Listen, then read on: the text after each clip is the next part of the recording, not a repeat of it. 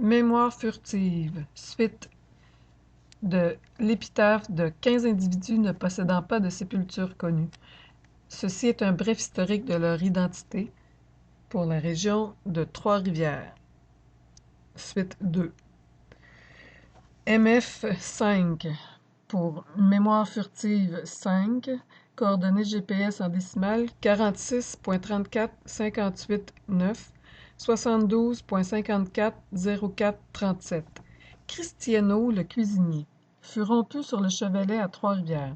Ce dénommé Cristiano avait été au service des pères jésuites, mais il semble bien que sa conduite était loin d'être bonne puisque d'après la relation de février 1646, il quitta le service pour être mis au fort. Il dut s'adonner à toutes sortes d'abus pour avoir été mis sur le Chevalet où il se rompit. Le motif de sa condamnation se résume à cette expression pour avoir fait tant du fol au fort. À ce supplice étaient condamnés les coupables de vol, de blasphème, d'ivrognerie et autres cas du genre. Rappelons ici que le chevalet, ou cheval de bois, était en fait un talus ou en dos d'âne effilé en angle très pointu, sur lequel était placé le condamné et à qui on accrochait des poids aux pieds. MF 6, 46.34.54.43, 72.55.35.34. Bel homme matrice. Brûlé par les Iroquois. Le 16 août 1652, 2 chaloupes françaises partirent chercher les bestiaux de Trois-Rivières que les Iroquois avaient tués ou égarés au lac. Furent gardés captifs par les Iroquois, Francheville, Poisson, Turcot, Normanville, La Palme, Saint-Germain.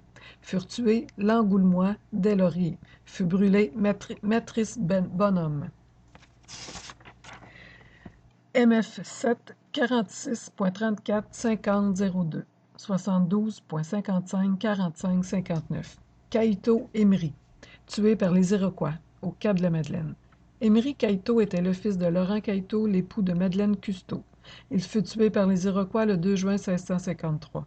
Le journal des Jésuites écrit « Caïto tué au Cap de la Madeleine le lundi de la Pentecôte, second jour de juin, proche du fort. » Un mois auparavant, son gendre Mathurin Guillet et le notaire Boujonnier, d'origine irlandaise, furent victimes de la cruauté des Indiens.